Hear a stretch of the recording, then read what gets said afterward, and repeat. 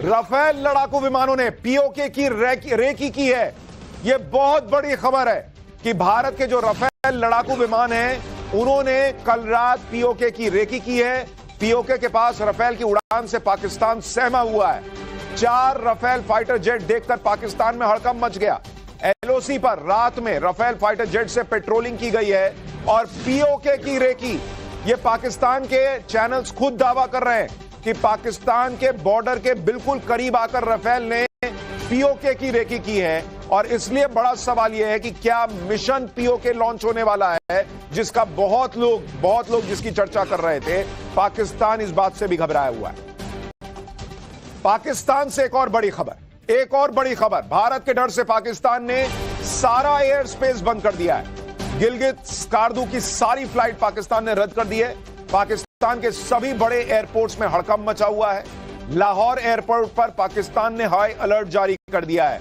यानी पाकिस्तान को बहुत बड़ा खतरा लग रहा है कि भारत शायद एयर स्ट्राइक कर सकता है और इसलिए उसने पहले अपना जो एयर स्पेस है उसको बंद किया, सारी फ्लाइट रद्द कर दी है। पाकिस्तान भी शायद यह मान के चल रहा है कि आज की रात कुछ हो सकता है। पाकिस्तान में मोदी का भयंकर खौफ चल रहा है। पाकिस्तान में ऊपर से नीचे तक खलबली है। राफेल की एयर स्ट्राइक के डर से पाकिस्तान ने एयर स्पेस की निगरानी बहुत टाइट कर दी है। कुछ रिपोर्ट्स में दावा है कि बॉर्डर पर पाकिस्तान ने artillery units and special forces की तैनाती बढ़ा दी है। भारत के हमले से आतंकियों को बचाने के लिए उन्हें लॉन्च पैड से हटा दिया गया है। पाकिस्तान यूनाइटेड नेशंस यानी यूएन और बाकी देशों से गुहार लगा रहा है, हाथ जोड़ रहा है कि भारत के हमले से बचाओ। पाकिस्तान के मंत्री आधी रात में प्रेस कॉन्फ्रेंस कर रहे हैं, जागकर कह रहे हैं कि भारत 24 से 36 घंटे में अटैक करने वाला है। सोचिए पाकिस्तान किस तरह अंदर से मोदी के नए भारत के डर में बैठा हुआ है। रात को 2 बजे उठकर आप देखिए कि पिछले कुछ दिनों में एलओसी पर ताबड़तोड़ बमबारी हुई है। पहलगाम हमले के बाद से पिछले 1 हफ्ते में पाकिस्तान ने बॉर्डर पर 51 लोकेशन पर फायरिंग की है। उरी, पुंछ, सुंदरबनी, कुपवाड़ा, बारामूला, नौशेरा, अखनूर में गोलीबारी कर रहा है पाकिस्तान। और मैंने आपको बताया था कि पाकिस्तान जब घबराता है तो शेलिंग पर आ जाता है। वो गोलीबारी करता है, गोलाबारी करता है। उसको लगता है कि बाप रे बाप रात में कुछ हो ना जाए, तो वो क्या करता है, बम गिराने लगता है कि ताकि जो सामने से अगर कोई आ रहा होगा तो उसको लगे कि अरे ये तो यहां पर है, ये तो देख रहे हैं, ये तो नजर रख रहे हैं, कहीं कहीं बम गिरेगा, कम से कम थोड़ी देर के लिए तो एक्शन रुकेगा। तो पाकिस्तान घबराहट में बम चलाने लगता है। एलओसी के आखिरी गांव से आपको एक ग्राउंड रिपोर्ट दिखाता हूं, फिर एलओसी से एक बड़ी खबर आ रही है वो बताऊं। हम इस समय लाइन ऑफ कंट्रोल के एक नजदीकी इलाके में हैं। ये लाइन ऑफ कंट्रोल का आखिरी गांव है और मेरे सहयोगी मीर महराज आपको ये एक्सक्लूसिव तस्वीरें दिखाएंगे लाइन ऑफ कंट्रोल के इलाके की, और उसके साथ साथ जो लाइन ऑफ कंट्रोल पर फेंस है आपको साफ तस्वीरों में दिखाई दे रही होगी। यही वो इलाका है जो बिल्कुल लाइन ऑफ कंट्रोल से सटीक है और यहाँ पर 2 साल 3 साल पहले भी पाकिस्तानी सेना लगातार जो है सीज फायर का उल्लंघन कर रहा था। तो ये वो बैंकर है जहाँ पे ये फिर जो है आ जाते हैं और यहाँ पे छुप जाते हैं, यहाँ पे अपनी जान बचाते हैं। इस वक्त एलओसी से एक और बड़ी खबर आ गई है। भारत और पाकिस्तान के डीजीएमओ यानी director generals of military operations के बीच बातचीत हुई है। पाकिस्तान की तरफ से सीज फायर उल्लंघन को लेकर बातचीत की गई है। सीज फायर के उल्लंघन पर भारत की पाकिस्तान को चेतावनी कि भाई ये सब रोको, ये तमाशा नहीं चलेगा। पाकिस्तान पूरी दुनिया के सामने इस वक्त गिड़गिड़ा रहा है कि मोदी के हमले से बचाओ। खबर है कि पिछले कुछ दिनों में पाकिस्तान ने 12 देशों को अप्रोच किया है। इसमें चीन शामिल है, Saudi Arab, Iran, Qatar, UAE, Turkey, UK, Hungary, Azerbaijan, Egypt, Kuwait और बहरीन से पाकिस्तान ने बातचीत की है कि भाई कोई तो मदद के लिए आओ। पाकिस्तान चाहता कि ये देश बीच बचाव करें, बातचीत से कोई रास्ता निकलवा दें। बदले में पाकिस्तान पहलगाम हमले की स्वतंत्र जांच की बात कर रहा है। तुम स्वतंत्र जांच करोगे? पहले जो क्रेडिबल एविडेंस हमने दिया है कि तुम्हारा एक जो आर्मी में रहा हुआ व्यक्ति है, पैरा कमांडो, वो आया है इधर हमला करने, और उसके बाद तुम क्या जांच करोगे भाई? ये सब तमाशा छोड़ो। तुम्हारा एक मंत्री बाद में कह चुका, एक नेता संसद के अंदर की पुलवामा हमने किया था। तो पहले तो आप पुलवामा से भी मना करते थे, इन्होंने 26/11 नहीं माना, उसके तमाम सबूत हैं कि इन्होंने किया था। ये देश कभी मानने वाला है? लेकिन ये घबराया हुआ है। इंडिया सारे देशों को बुला के सबूत दिखा रहा है कि देखो हम पाकिस्तान को ठोकने वाले हैं, वजह यह है इसलिए ठोके। ये क्या कर रहे हैं भाई, कोई बचाओ, ऐसी हालत है। पाकिस्तान की कोशिश है कि किसी तरह भारत बस रुक जाए। भारत ने दुनिया को डंके की चोट पर बताया कि वो पाकिस्तान को छोड़ेगा नहीं। दुनिया के बड़े बड़े देशों के नेता पीएम मोदी को फोन कर चुके हैं। भारत जिन भी देशों से बात कर रहा है उनको साफ बता रहा है कि पाकिस्तान को आतंकवाद की सजा भुगतनी होगी। कल जब पीएम मोदी तीनों सेना प्रमुख के साथ हाई लेवल मीटिंग कर रहे थे, पाकिस्तान पर एक्शन का प्लान बना रहे थे, उसी दौरान यूनाइटेड नेशंस के चीफ एंटोनियो गुटेरेस ने विदेश मंत्री एस जयशंकर से बात की थी और पहलगाम हमले की निंदा की थी। इस बातचीत में यूएन चीफ ने भारत और पाकिस्तान के बीच बढ़ते तनाव पर चिंता जताई थी, लेकिन भारत ने भी अपना रुख साफ कर दिया कि वो इस हमले के दोषियों, साजिशकर्ताओं और मददगारों को उनके अंजाम तक पहुंचाने के लिए प्रतिबद्ध है। इसके अलावा मंगलवार को विदेश मंत्री एस जयशंकर ने यूएन सिक्योरिटी काउंसिल के 7 नॉन परमानेंट मेंबर से बात की और उन देशों को पाकिस्तान की करतूत के बारे में बताया। यह बात भी दोहराई कि भारत दोषियों को कड़ी सजा देगा। यानी यूनाइटेड नेशन से भी बातचीत में भारत ने क्लियर कर दिया कि वेरी गुड, आप कह रहे हैं कि पहलगाम में जो हुआ गलत था, वेल डन, ऐसा ही कहना चाहिए। आप कह रहे हैं कि जो हुआ आतंक के खिलाफ लड़ाई मजबूत होनी चाहिए, वेल डन, वेरी गुड, ऐसा होना चाहिए, लेकिन जो सजा देनी है वो हम देंगे। भारत किसी प्रेशर में नहीं आ रहा बॉस। इस वक्त पाकिस्तान के आतंकियों को भारत इस बार हर हाल में सजा देकर रहेगा। यह बात पाकिस्तान अच्छे से समझ गया है, इसलिए अब पाकिस्तान ने इन आतंकियों को बचाने का नया प्लान बनाया। पाकिस्तान से इस वक्त एक और बड़ी खबर, पाकिस्तान को हाफिज सईद और मसूद अजहर के मारे जाने का डर है। हाफिज सईद और मसूद अजहर को अज्ञात जगह पर शिफ्ट किया गया है, ऐसी खबरें आ रही हैं। मोस्ट वांटेड आतंकवादियों को पाकिस्तान ने अंडरग्राउंड कर दिया है।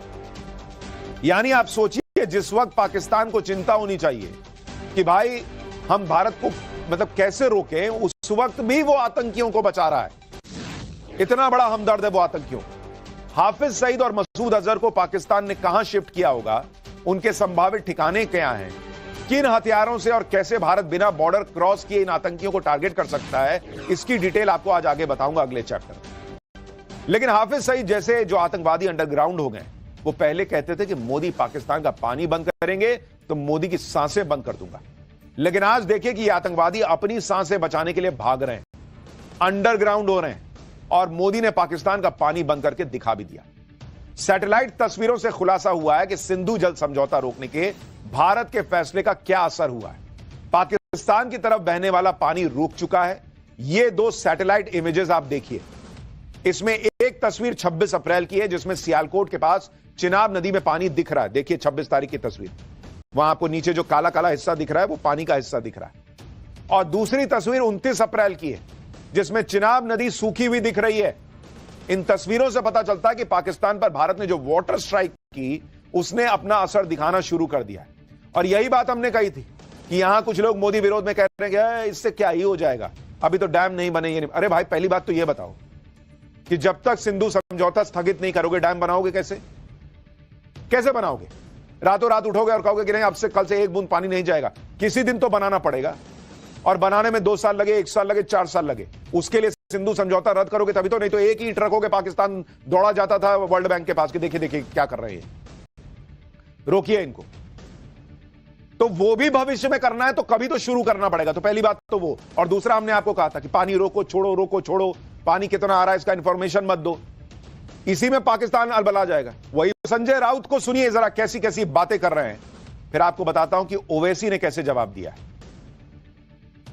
आर्मी को फ्री हैंड देना ये कोई बड़ी बात नहीं है। देश की, हमारी हिंदुस्तान की आर्मी बहुत बड़ी आर्मी, प्रधानमंत्री ने आर्मी को फ्री हैंड दिया है, आर्मी को फ्री हैंड देना ही चाहिए। आर्मी है इसलिए कश्मीर भारत में है। आर्मी को फ्री हैंड तो कश्मीर में भी था ना, फिर भी हमला हुआ है। आपकी जो बात है कि हमने हमारे फौज को फ्री हैंड दिया है, लेकिन पॉलिटिकल लीडरशिप की क्या भूमिका है उसमें? आर्मी के ऊपर छोड़कर आप इस समस्या से अपने आप को झटक नहीं सकते। या ऐसा नहीं है झटक दिया, आप जिम्मेदार है, देश का गृह मंत्रालय जिम्मेदार है। इस देश के लोग भी सोचते हैं कि ये कैसे नेता हैं, ये कैसी पॉलिटिक्स है इनकी, कि इस समय में भी मतलब मोदी विरोध में इनका खत्म ही नहीं हो रहा। कह रहे हैं फ्री हैंड दे ही दिया तो क्या हो गया। अरे बॉस, फ्री हैंड देना यही सबसे बड़े नेतृत्व के दृढ़ इच्छा शक्ति का परिचायक होता है। नहीं तो इसी देश में 26/11 करके लोग चले गए थे आतंकी, और भारत क्या देता था? फ्री हैंड नहीं देता था, भारत डोजियर देता था। यह हालत थी भारत की। एयरफोर्स तैयार थी पाकिस्तान को ठोकने के लिए 26/11 के बाद। फ्री हैंड नहीं मिला था तब की सरकार से, और आज ये कह रहे कि फ्री हैंड दे ही दिया तो क्या बड़ी बात हो गई। एक तरफ संजय राउत जैसे नेता है, दूसरी तरफ ओवैसी है। ओवैसी ने तो पिछले कई दिनों से पूरे देश को चौंका रखा है, पाकिस्तान की क्लास लगा रखी है। सुनिए ओवैसी ने पाकिस्तान को क्या जवाब दिया है। संजय राउत किसी और से नहीं तो कम से कम ओवैसी से ही सीख ले। पाकिस्तान में तुम एक मलेरिया की दवा नहीं बना सकते, तुम एक मोटरसाइकिल का टायर तैयार नहीं कर सकते। भारत बहुत आगे है, भारत से पंगा मत लो। अल्लाह का शुक्र है कि हमारे बुजुर्ग नहीं गए वहां पर, वरना इन पागलों को हमको देखना पड़ता। जो लोग गए उनको बर्दाश्त कर रहे हैं। हमको पाकिस्तान से कभी मतलब था ना कभी रहेगा।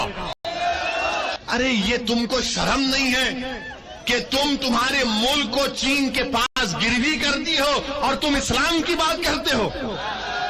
वो चीन जो जिनजियांग में मुसलमानों को 20 लाख मुसलमानों को कैद में बंद कर दिया, जिनको जबरन सूअर खिलाया जा रहा है चीन में, आज वो मिनिस्टर इस्लाम की कामयाबी की बात करता है। बॉस, ये तो आज इस देश में बहुत सारे नेताओं को देखना चाहिए जो पाकिस्तान के मतलब लिए तो नहीं, लेकिन ऐसी बातें बोलते हैं जो पाकिस्तान के काम आ रही है, कि कम से कम ओवैसी से सीखें कि ऐसे समय में कैसे देश के साथ खड़ा हुआ जाता है। पाकिस्तान